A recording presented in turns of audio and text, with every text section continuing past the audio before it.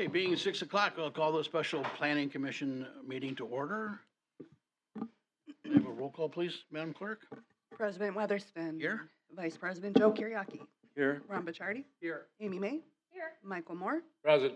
And Trustee Nancy Pierce and Jeff Hintz are excused. Okay, we'll open with public comment. We provide up to 2 minutes for citizens to voice their opinions at the planning commission. The commission will not respond to you because it may conflict with open meeting laws. I want to add to that we're here to speak about about items A and B under 4.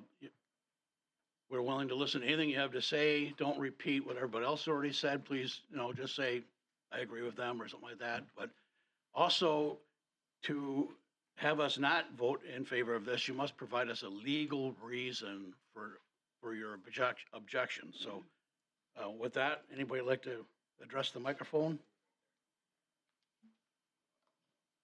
Name and address, please. Although we know who you are, but go ahead for the record, please. My name is Joe Minorik. I live at 6007 Finch Lane. My wife and I have lived there at that location for 25 years. For reference, it's on the corner of 5 Mile and Finch. On November 25th, you held a public hearing to vet comments on the Thomas Tree Farm application. The following are facts. Prior to the vote, the chair asked the developer to consider an option of R4 in lieu of R5 and to be prepared to speak on the topic at the next meeting. The developer agreed to that point and indicated that he would consider bringing it up at the next meeting. The topic went to a vote and the result was 3-3. Now we all know, a short while later at the same meeting, the chair indicated that the topic would be heard at the next village board meeting on December 10th. That was an error. It was an error because the vote was 3-3. And my guess is that people have indicated why it didn't go to the village board meeting. Communicated that to you. So today, it shows up on the agenda that the request is for R5. No consideration for R4. Somewhere between the Plan Commission and the board meeting, it was determined that if the result of the meeting did not have 4 votes for or against, that we'd have the special meeting between the holidays. Now, my guess is that there's only a few people here because of the nature of the special meeting. This didn't show up on the Caledonia website until sometime on Thursday. Keep that in mind. Because of that, I had a meeting with Todd on Wednesday afternoon. We talked about transparency of communication, safety and welfare, and a master plan. So today I ask you to consider the following facts. This is not your typical standalone subdivision project. An approval of these items today will indeed cause issues with safety and welfare. And in the future, if you don't address all issues at the same time, there will be issues. Why isn't doing the right thing a priority? Your time's up. Can you finish up real quickly, please? I got two items here, 2 bullet points. If the transparency is the goal, why is it that the agenda for the special meeting comes out on Thursday, 2 days before this meeting takes place? And why haven't we heard the results of the comparison between 4 and 5? Thank you. Thank you for your consideration.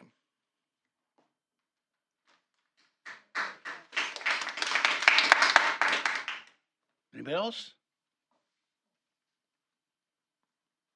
Rachel Cortez, 1907 5 Mile. We're right next to Thomas Tree Farm. Mm-hmm. So my husband's been here the last couple of meetings, voicing his opinions and stuff. I have my opinions because I haven't been able to be here because of my work schedule. But I just wanted to express that we've been living in that house for over 20 years. We've raised our family there.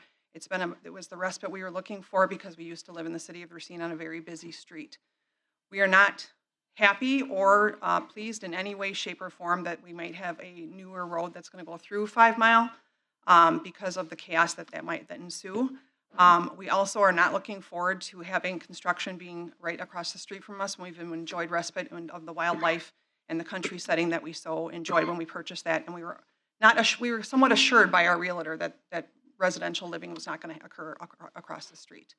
So, I mean, again, he's passed away, so I can't have him here to speak to that. But, and my other concern is this oversaturation of new builds, right? So we have just east of us, about a half mile down, we have the Glen at Water's Edge. Same property values, same, lot sizes, same square footage in the houses, going for the same 500 to 550. And that's what the 62 lot projection is going to be too. 8 of those houses have been built, not one of them is sold. There's also another house on Fireside and 5 Mile that is not sold, that's around the same price range. I don't know where everybody's thinking these rich people are going to come and buy these expensive houses, and you're ruining the respite of the neighborhood that we've so enjoyed for over the past 20 years. And I'm not looking forward, I'm not sure, my husband wasn't quite understood if the road would be widened to the fact where it affect our frontage take some of the yardage out of our houses. You know what I'm saying, or our lot sizes. And I'm not sure if that's the case or not, but we purchased this land, we purchased this home because of the lot sizes, and to have a more congested one right across the street from us is not desirable. I'm sorry, what was your name? Rachel Cortez?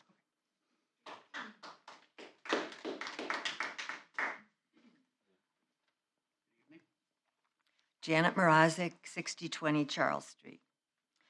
My family has had this property on Charles Street for 50 years, and we've watched the land go from farm fields to beautiful homes. And I must commend the development director. The homes south of 5 Mile and east of Charles are beautiful, beautiful homes. And I am concerned with how 62 houses in that small area of Thomas Street Plantation will affect the neighborhood. It's not going to have the same feel that we have right now. The community that you have created in Caledonia is a beautiful subdivision, beautiful area, but we will have so many things impacted. For one thing, the infrastructure. 5 Mile Road cannot handle that much traffic. I feel that the road should be improved more before the houses start getting built. Another thing is environmental concerns. We will have a negative impact on the environment by having all those homes built. It's inevitable that homes will be built there, but please keep the R3 zoning. Don't change it. Don't make the houses go from 39 houses to 62 houses in 27 acres. Thank you. Thank you.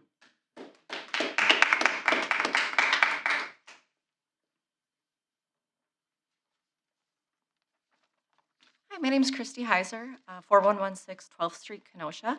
I work for the Root Pike Watershed Initiative Network, or Root Pike WIN. We're a local nonprofit that works on improving water quality here in southeastern Wisconsin, specifically our tributaries that go into Lake Michigan.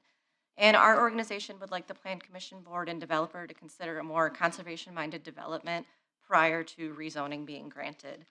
This area has significant ecosystem value, and improvements to the area will impact the water quality to the Klima Ditch Corridor and Lake Michigan shoreline.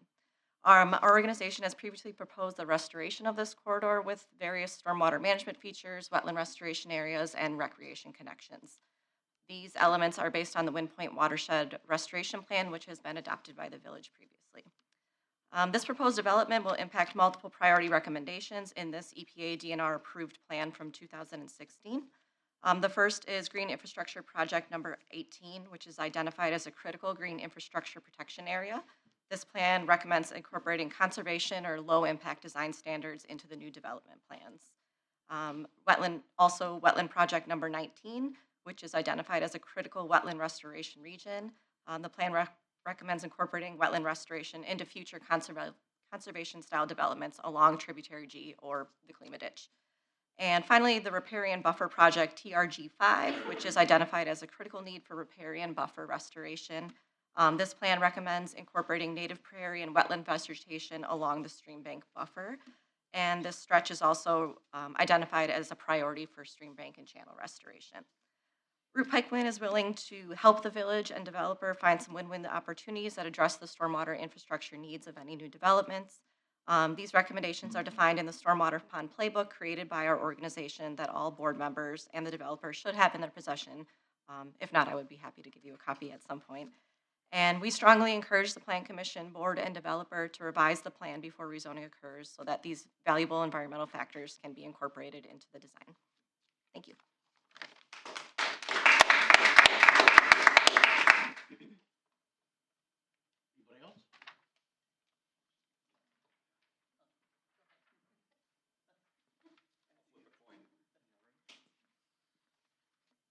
Hello, my name is Joel Lechner. I live at 1615 5 Mile Road. So I had a few points that I wanted to talk about real quick. Let me get them up. Well, the first thing is opening up 5 Mile. Going on the Wisconsin DOT, it states that 4 Mile and 5 Mile Road and Racine have a high rate and severity of crashes over at Wisconsin 38. So building a road that's going to go through there seems like it could be a big safety issue, as there's already a problem with that area, and by making a thorough road through there, seems like it would impact it even more. Also, I looked up something. It says if you're a landowner at the end of a dead-end street with a through street, you have rights. You could potentially pursue legal actions if excessive traffic, significant disruptions, or your use and enjoyment of your property. And I think by opening this road up, you'll significantly impact my children's happiness, my neighbors, a lot of people that use it to walk their dogs, have family bike rides by us a lot.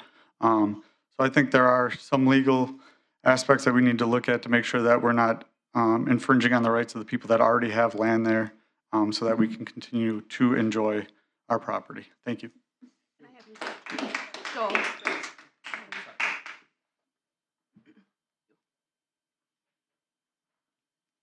on up.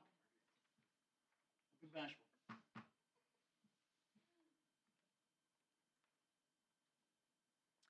Hi, my name is Margie Carranza. I live at 6043 Dublin Court. Actually, I am totally against it right off the bat. We have lived in this house for over 25 years now. Actually, the Thomas Nursery is in my backyard behind me. And we actually moved there because it was country living, the wildlife. The concerns for me mostly is the safety of the children, of the children riding their bikes, people walking their dogs, jogging, walking. Also, the safety of just everyone, like what's going to happen when the road is open and the people are driving fast, because they already do that now. So what's going to be the safety for everyone that's, who already lives there? Also, another concern is the water drainage. Yeah, we've had flooding in our basement a few times already. The water goes all the way up to the ravine into my yard. My yard is soaking wet. So I don't know exactly how they're gonna infrastructure that to, maintain the water drainage there. If there's already a problem there, I don't see how, they can currently, since we're already having that experiencing the water drainage, how are they gonna stop it from occurring, in other words? Also, I wanted to know too about the train that actually is off of 5 Mile in Douglas. What about the train that goes back and forth, and sometimes it's stuck on the road, and the people coming off of 5 Mile, how is that going to infrastructure anything as well? Also about the 38 homes in the R3 zone area versus the 62 homes in the R5 area, zoning area. So that's, my concern is actually like the drainage, the safety, all that. So that'll be it. Thank you very much. Okay, thank you.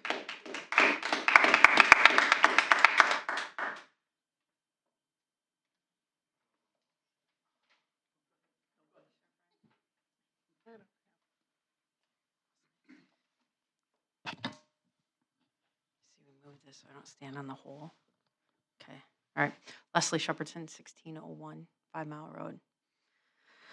I think, as we can tell, there's a lot of negative effects to this. And today, I was actually thinking that we were going to come in here and learn about potentially zoning this to an R4, or at least having those options per our last discussion and last meeting. From what I hear now, that might not be a conversation piece, but I think that is definitely something that we should look into. And I think you'd find a lot more support with that type of density than we would potentially this R5 and that you know what I mean, the congestion in that area. Also, I understand some key points that you guys have brought up in our last meeting about rooftops, commerce, and affordable homes, and I can respect that. But also on our community side, and the reason we're fighting for this so much is for our safety, the impact that it could have, different traffic patterns. I understand we're trying to alleviate some of 4 Mile onto 5 Mile. Creating other issues isn't the solution. So again, being able to double check and triple check, you know, those boxes of safety, the DNR, the environmental impact that this is going to cause by diminishing green space in that area, whether it's wetlands, the ditch, the waterways that we can potentially use right now in the climate ditch.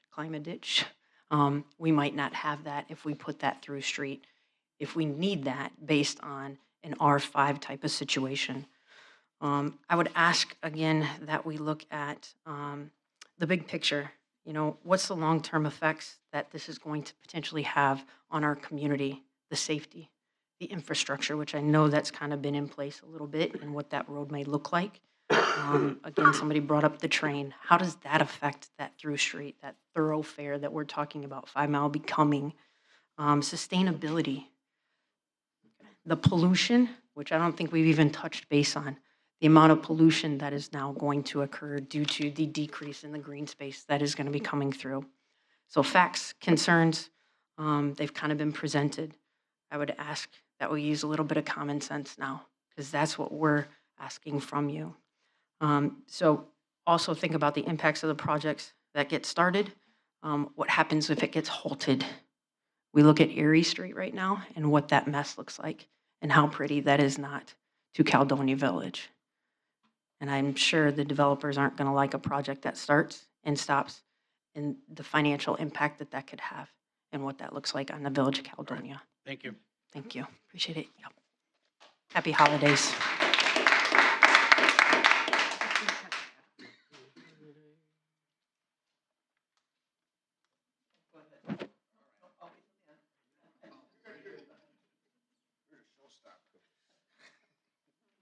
Good evening. Dan Justin, 1818 Shore Drive. Appreciate your time. I pulled off, my wife did on the village website about what these R3s, R4s, R5s actually mean.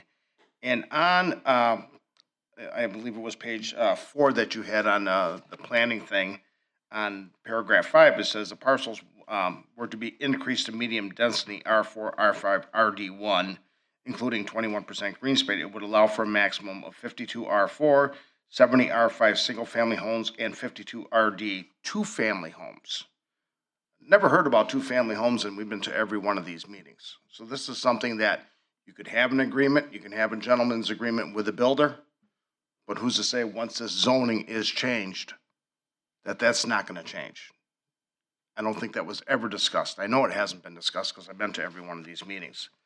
Another point I'd like to bring up is everybody's saying how comparable this is to the surrounding neighborhood, the builder's saying that. And last meeting we were here, I was talking about, well, maybe let's look at an R4 that's a little bit less congested as R5. When you look at it directly to the west, this is again off of your guys' website, those are R4. West, the adjacent subdivision is R4. South is R3, single-family residential, and south adjacent parcel, one parcel is a split zone, the B1, which is Thomas Forum, and the other ones are R3s right around there. So saying that everything is just like the neighborhood is false according to your website. That's not the way it is. I just wish it would be a little bit more transparent, be a little bit more open about what we're doing here and what we're trying to accomplish. I understand that things have to go through. That road is going to be widened because if you look at the other areas where those homes are a little bit smaller, like Leewood, Windstar, those streets are wider than 5. They're much wider. Maybe not much, but 5-6 feet. So you should just tell the people and be honest and show the transparency that their properties on 5 Mile Road, they're gonna be losing some of that because that road's gonna have to be widened. Thank you.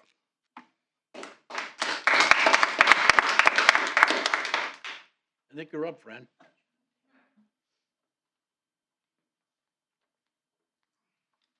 Fran Martin, 5630 5 Mile Road. You know, I have discussed this on probably 5 different occasions because it keeps coming up. And so I know that at least you are aware of my objections.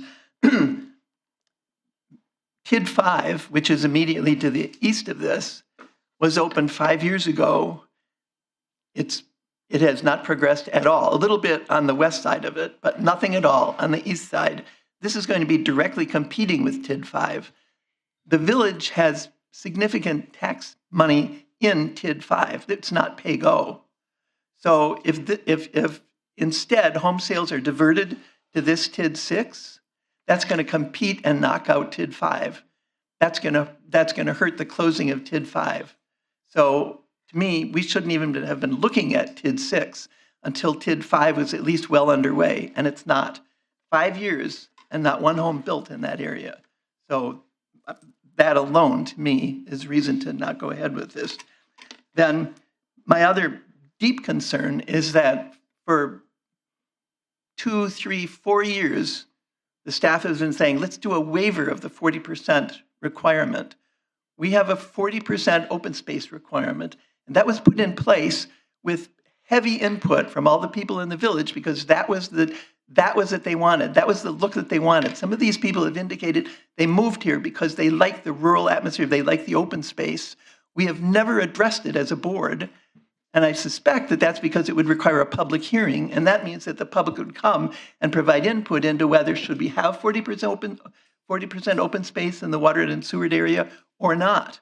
So to keep asking for waivers, to me, is not transparent.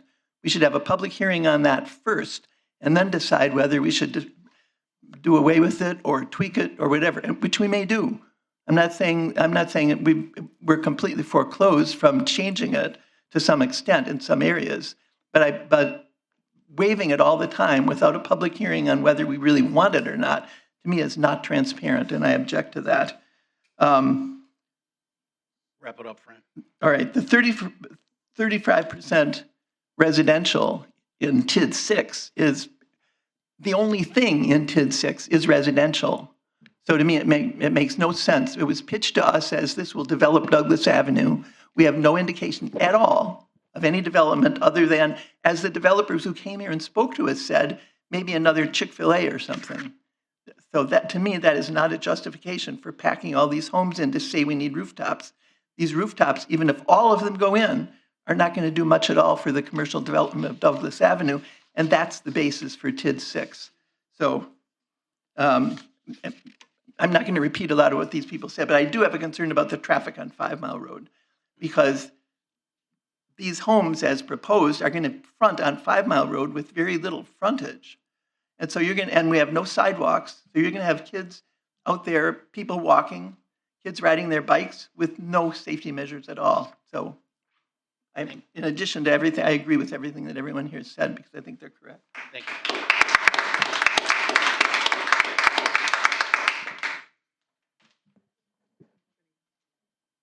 Everybody signed up? Okay.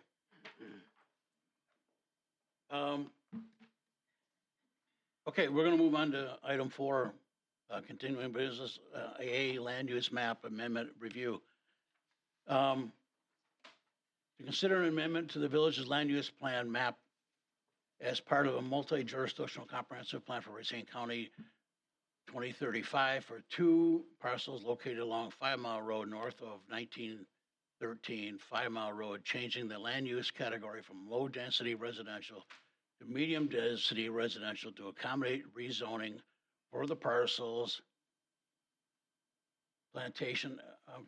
for future single-family residential development submitted by Dan, I can't pronounce his name, Zapkat, at the Thomas Tree Farm. To expedite things tonight, I'm going to go ahead and make a motion to approve this so we can open discussion. And I'm going to make a motion to approve it that the Land Use Plan Commission adopts Resolution 2024 which recommends that the village board an amendment to the 2035 land use plan change the land use category from low-density residential to medium-density residential for two properties located north of 1913 5 Mile Road, as you know. For the following reasons, the land use amendment is comparable with the land use classifications of abutting properties. The land use amendment is consistent with goals and policies contained within the 2035 plan. The land use plan amendment will lay the foundation for rezoning of the subject properties to R4 single-family residential or R5 single-family residential district for the future of a single-family residential development. Can I have a motion, a second on that motion? Second. We have a motion and a second. We'll open the floor for discussion. However, I think our lawyer or Mr. Wagner wanted to add comment before we move on too far.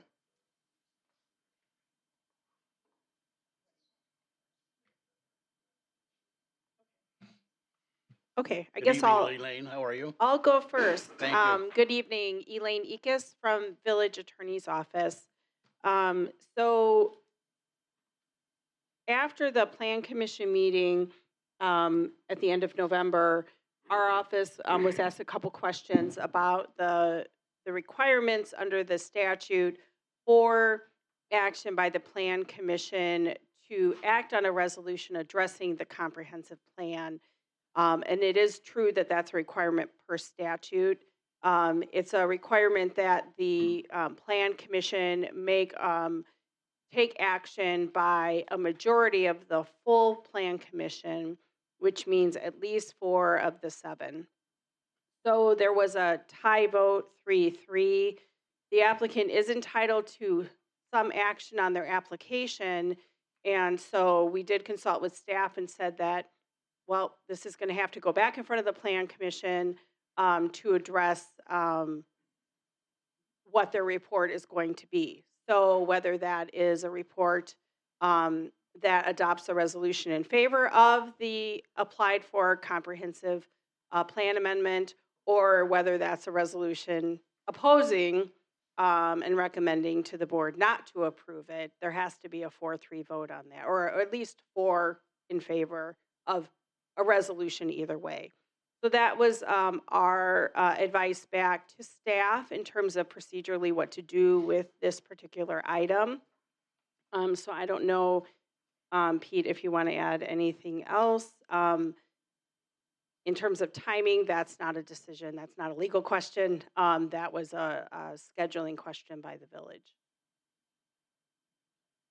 Yeah, to add on to that, that's why we have a special meeting this evening, was the result of the 3-3 tie. And so to give the applicant a decision and action, this meeting was scheduled for this evening. Included in your packets for tonight's meeting, there was some additional commentary regarding the land use amendment and the rezone. And so one point I'd like to make, and then the village administrator might want to add on to it, is the fact that there was discussion at the last plan commission about the R4 zoning district and whether that should be considered.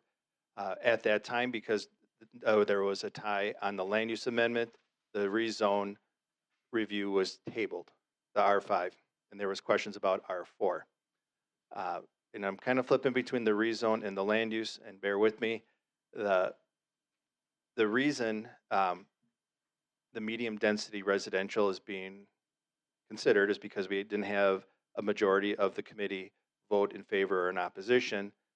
But even if the R4 district would be the zoning district that's preferred by the Plan Commission and recommended, the medium density residential land use category would need to be approved in order for the R4 to be even considered. So with that a point being made, there was concern about the R4 versus R5. Before we even get to the R4, R5, both of those districts require a land use category of medium density residential. And so with that in mind, when this commission is deliberating the land use amendment, keep that in mind, that if you're a commissioner and you agree that the R4 is the way to go, a medium density residential land use category needs to be recommended for approval in order for there to be a denial or approval for the rezone request. And so I just wanted to add that comment. I don't think we talked about that at the last meeting, so I wanted to make that point of clarification. With that said, Todd, is there any other additional comments you wanted to make? Yeah, so one of the things that I, reported on when I added on to Pete's memo and staff report is you're looking at like a landlocked parcel. There isn't like an expansive amount of room for them to go, and it's already been given some flexibility with its green space requirements from the 40% to the 21%. But, part of what I think the applicant is looking here for is some flexibility, and then, village staff is looking for highest and best use of the actual land that this development could possibly happen on. When you're looking at the other portions there where I kind of did some simple math to map out how many homes could be done with R3 or, the medium density, you have to take into consideration, I'm not going to map out a site plan. I'm not going to do civil site plan work for Bear Development. These are just simple numbers, taking lot sizes and basically doing rudimentary math to figure out how many lots could be. So those lot numbers, as it states, could be different than, what would actually maximum be allowed. Next, when it comes to medium, the medium density land use, you have to understand medium density land use on your comprehensive plan map is different than zoning. It's not the same thing as zoning. Medium density just means that there's a characteristic of a certain density of homes that are going to be allowed in that specific area. The zoning is what defines the actual, lot sizes, lot frontage, how the offsets, setbacks, and everything like that. And so as we get to the next item after this item is concluded, while it's looking to be zoned R5, it's actually technically in between R4 and R5 because they're capping their number of housing units per acre at 3.46, where R5 is actually 40. So I know it says in here that if it was R5, you could get 70 homes, but that's not what the applicant is actually looking for. And to Fran's point about Title 14, Chapter 3, you brought that up at the last village board meeting, and we will be discussing that in January. Thank you. Okay, committee members, do you have any comments? Joe? At the November meeting, I don't recall there was a motion to table any part of this. But you said there was a motion to table the zoning part. Correct. There was a question after the land use amendment that had a 3-3 tie, and we moved on to the rezone. And so there was a question about the R4 district. And so the commission asked staff, how should we move forward? And I said, because there was no recommended land use amendment, any rezone to R4 or R5 would not be consistent. And so I made the recommendation to the commission to table this item until further notice that we had resolution on the land use amendment. And so that was how the last meeting ended, was there was a motion to table the rezoning to R5 because it was inconsistent with the land use plan. Okay. The other question I have is that when we took action on the motion, it resulted in a 3-3 vote. I said then, as chair, because it's a tie vote, shouldn't we just send this to the board? And was told you can't do that. And I think that motion would have passed, and the board would have heard this, would have heard the arguments, and made a decision accordingly. But now we're back here again going over this a second time, and I don't understand why. So I guess I will take it if there's any corrections. Oh. Before I won't necessarily read the statute 66.1001, but at the time of the meeting, we were unsure when we went to a 3-3 tie if it could go forward, which was planned for December 10th, because I mentioned that the next decision point would be December 10th. Right. After consult with our attorney, there was state statute that was found that stated that the Plan Commission that is authorized to prepare and amend a comprehensive plan may recommend the adoption of the amendment of a comp plan only by adopting a resolution by a majority vote of the entire commission. The vote shall be recorded in the official minutes of the Plan Commission or other body. Unless that happens, it can't be moved forward to the village board, and that's why it came back here for a special meeting, because it couldn't move forward. This is not a unique, but a rare time where action by the Plan Commission is required before it can move forward to the board. Because typically, you can go with a no recommendation to the village board, and it's happened before in the past with this commission. When Dollar General went, this commission recommended approval and the village board said no, they don't have to always follow it. But in the case of a land use amendment, state statute requires an adoption of a resolution prior to moving on to the board. And since it was a 3-3 tie, there was technically no majority action taken. And so that's what brings us here tonight. And that was discovered after the meeting when we had it. So that's why we have the special meeting tonight. So I have a question for Elaine. So Elaine, if someone on the commission would have made the motion to send this to the board, you're suggesting that that would not have been appropriate? In this case. Yes, it's a jurisdictional requirement under the comp planning statute. The Plan Commission does play a really important role in that, right? So that status of the Plan Commission is elevated. So procedurally, if this had been if after the meeting and it had been scheduled for the village board, we would have looked at that too and said, hey, there's a problem here.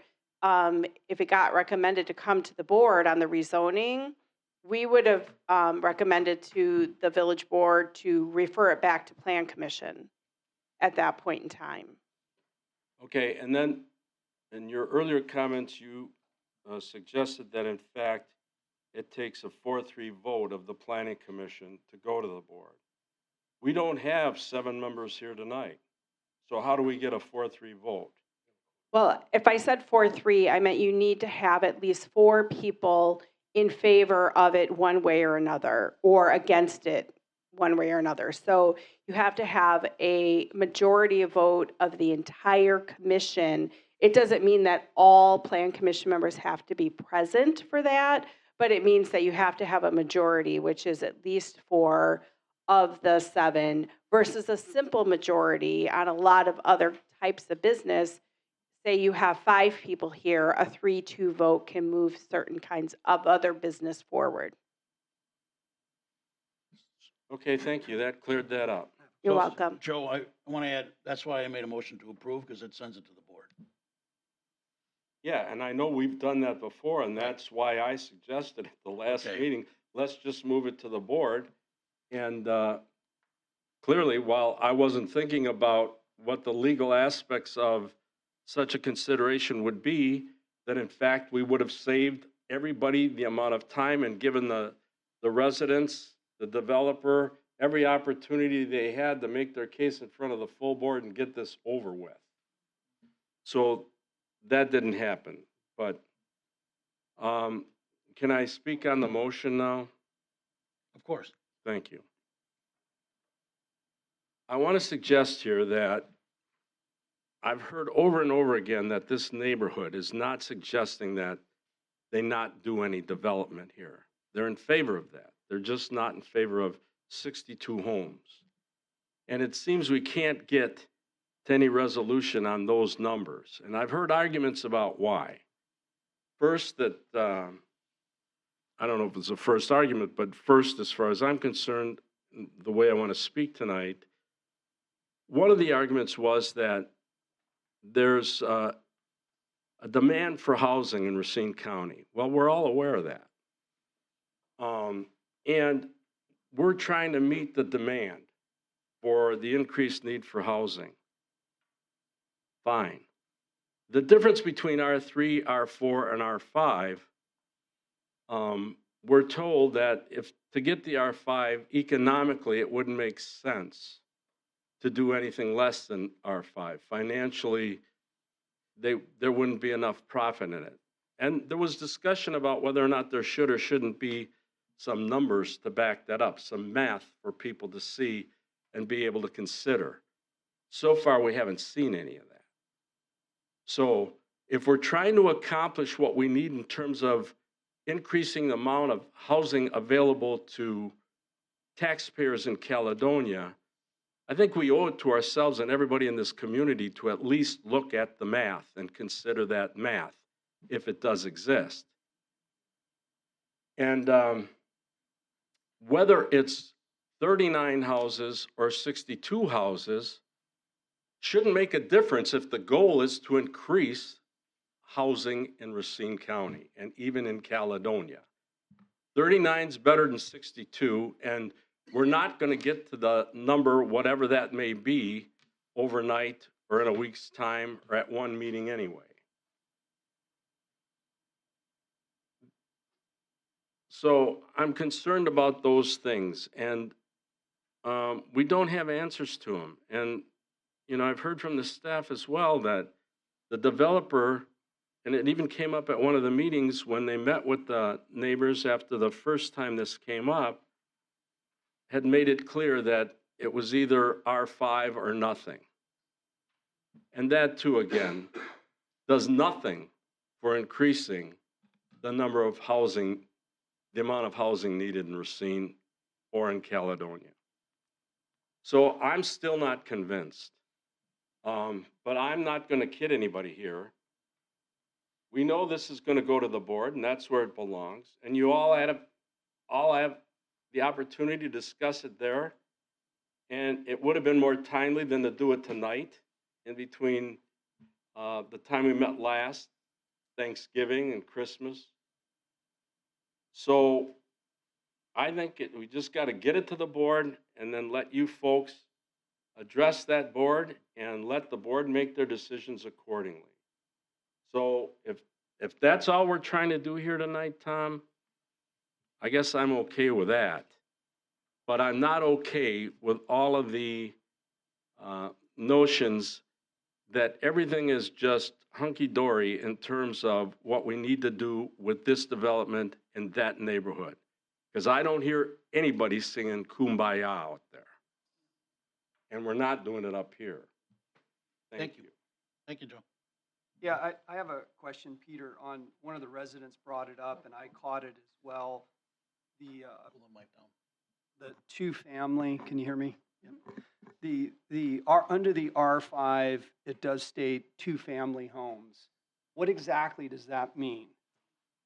Does that mean rental properties and duplexes are an option to be built there?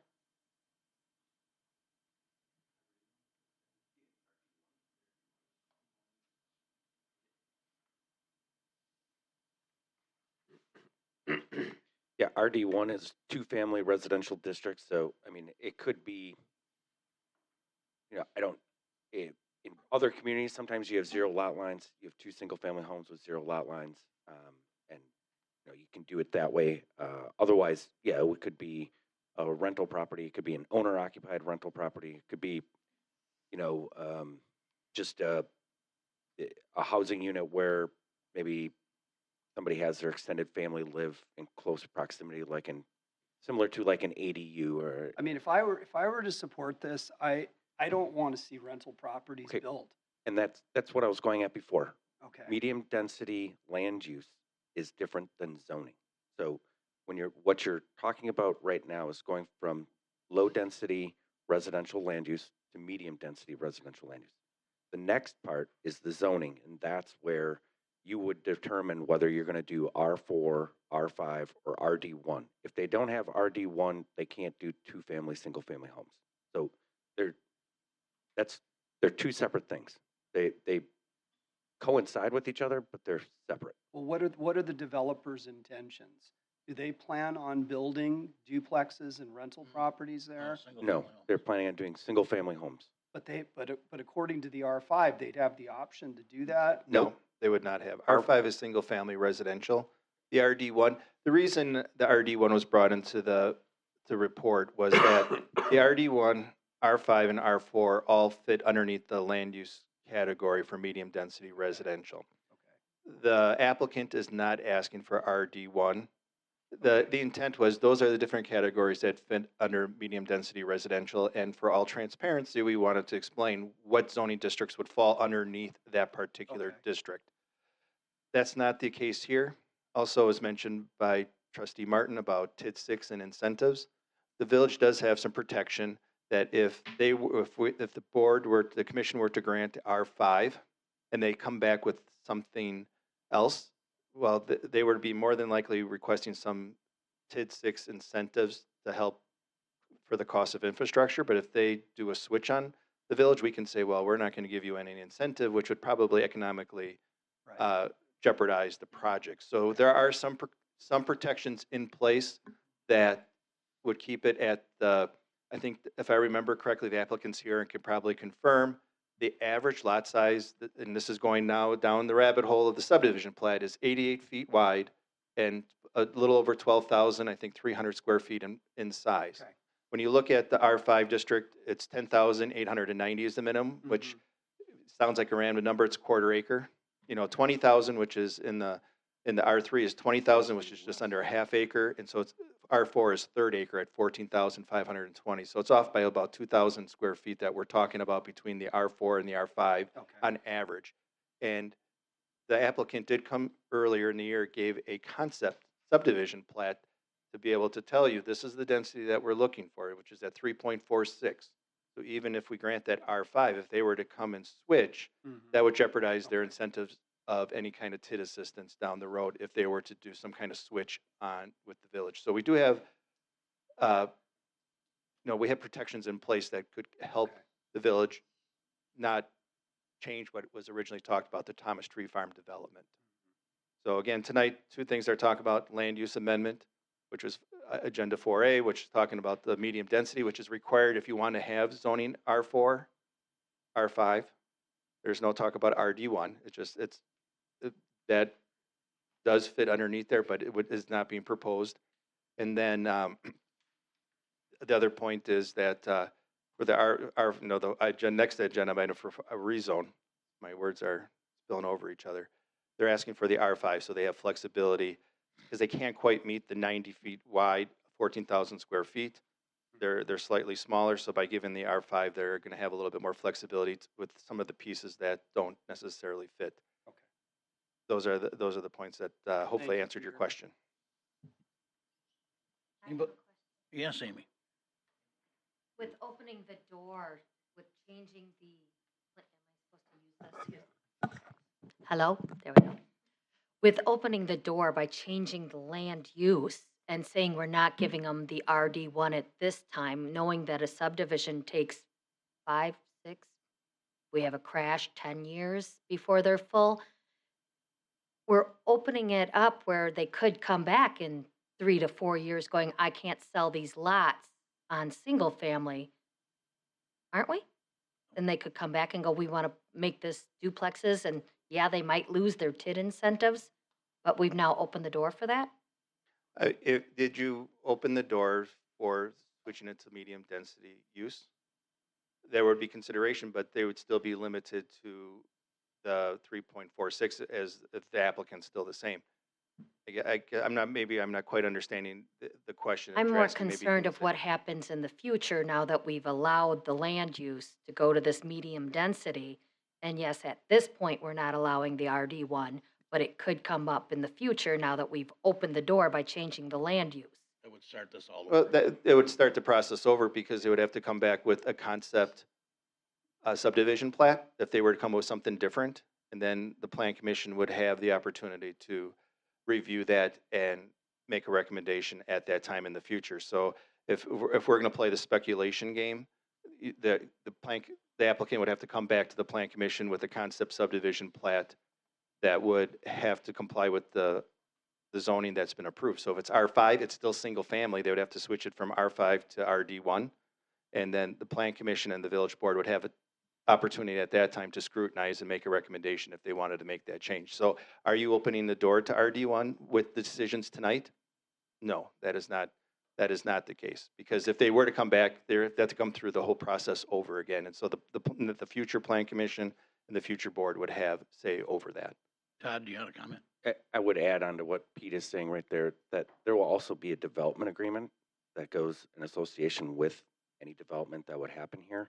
That would simply state it'll be single-family homes and the density and everything else related to whatever the decision is that comes from the plan commission to the, and the village board related to the project. So they wouldn't be able to just come back and go to RD1 or even necessarily request that without, amending their development agreement and also getting plan commission and village board approval. Anything else? Okay, we're going to go on. I'm going to request a roll call vote. I'm going to ask commission members that if you vote no, to give a legal reason with your vote so that the developer knows what your objection was. So will the clerk call the roll, please? President Weatherspoon. President, I'm sorry. For the roll call vote, it would just be a yes or a no. If you end up where you have a majority of the plan commission, 4 more saying no, it would be my recommendation then that the plan commission needs to address it and formulate reasons for why their vote, vote was no. And depending on how it goes, I'd probably recommend we take another vote to that effect, identifying those reasons so everybody's on the same All right. page That's from the fair. plan commission. Thank you, Elaine. All right, so will the clerk call the roll, please? President Weatherspoon. Yes. Michael Moore. Yes. Ron Butchardi. Yes. Jeff Hintz. Yes. Joe Kiriaki. Nope. Amy May. No. 4 ayes and 2 noes. Okay, it moves to the village board then. Thank you. Move on to item B, rezone review. Review a request to rezone 27.4 acres consisting of 2 parcels located directly north of 1913 5 Mile Road from R3 single-family residential to R5 single-family residential district for the future of single-family residential development by Dan Set. Dan, pronounce your last name. So sorry, I'm sorry for screwing it up 3 times now. Applicant Thomas Tree Farm Plantation LLC owner. Can I have a second? Second. A motion and a second. We'll do the same thing. Peter, do you have anything to add? Elaine? Todd? I have none. Open it to the committee then. Anybody have any comments? Seeing none, we'll move on to a roll call vote. President Weatherspoon. Yes? Michael Moore. Yes. Ron Butchardi. Yes. Jeff Hintz. Yes. Joe Kiriaki. Nope. Amy May. No. That is Is 4 that- ayes and 2 noes. Good, that moves on to the village board. We'll adjourn the meeting. Thank everybody for being here. And happy Christmas. Merry Christmas. What's the next meeting?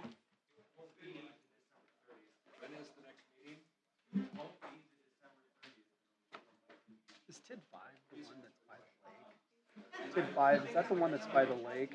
That disaster? That's kind of a disaster. One side's a disaster, the other side's a long, long, long. Oh, the one across.